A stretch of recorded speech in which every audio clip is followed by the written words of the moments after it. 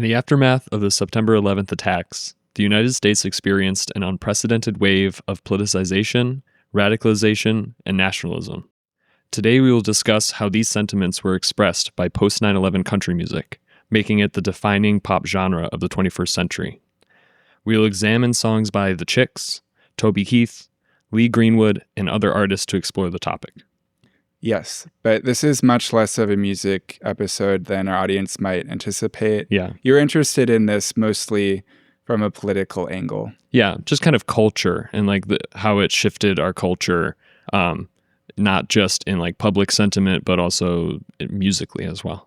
Yeah. Yeah. But we will be doing a online Discord event actually where we do like get to look at the music and have more fun with it. And that's going to happen on July 2nd at 7:30 p.m. Central Time. Mm-hmm. So if you're not in Discord, you have a couple of days to join it. If you already are on Discord, plan to be part of that. It's been a minute since we've done a Discord event. The last one I did was the one for the Adult Contemporary episode with Joseph. Oh, yeah. So I haven't seen people's faces in a while. You know, all of the listeners, they know me. I don't get to know the listeners as often, and I actually like that. So I'm looking forward to the event. Yeah. I'd also like to shout out Abby Schneider, who is a friend of my girlfriend's. She kind of inspired this topic indirectly while I was brainstorming episodes, because my girlfriend brought up one of Abby's papers that she did in college and thought it would be a good topic. So thank you, Abby. Yeah. Her paper was Chicken Fried, a musical exploration of Southern values in modern country music. That was her thesis, I believe. It says that in the paper. Yeah. But yeah, we gave that a read for this week, so thank you. But first, let's talk about where classical country music started and its like aesthetics and themes.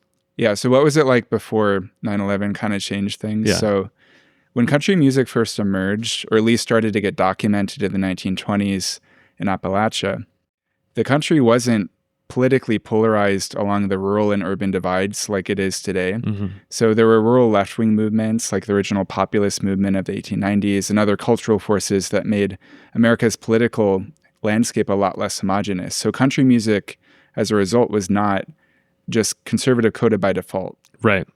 Yeah. It's been around for 100 years. So, it's gone through a lot of changes and, appealed to different people and demographics throughout its entire history. So, there's like Western swing and honky tonk, and then there's other like Southern styles of country like bluegrass and Nashville. And, most recently you have rap country, which is, sorry. Yeah. A lot of like names like Nelly, Jelly Roll, Post Malone, Shabuzi. Yeah. I don't listen to any of them. I did listen to Lil Nas X with Old Town Road when that first came out. But this like evolution of country is really foreign to me. Yeah. It's kind of interesting. Like even Beyonce is someone who has like in the last few years completely changed her whole aesthetic and, just like look to like a Southern country style, like with cowboy hats and stuff. Yeah, for the time being, while it's profitable. Yeah. I mean, she'll change her look once it stops being in style. We don't know what's next, but it feels relatively authentic. I don't know. But yeah. I mean, one thing about country music, the reason why artists are able to foray into it, it's because like you're able to appropriate regional American styles in this way that you can't appropriate anything else. Right. Anyone in the US is allowed to put on a cowboy hat. Yeah. But there are a lot of other cultural garbs that is not the case for. But this you can. So everyone is like dabbling with, Western wear in the 2020s because that's what they can play with. Right. Well, it makes you feel more approachable. Like if you are pretending to be, richer than you are, if you're someone who dresses like a yuppie or something, but you're not a yuppie, you kind of are like removing yourself. Whereas like dressing like a working class person or, Southern cowboy aesthetic, like it kind of grounds you and makes everyone feel closer to you.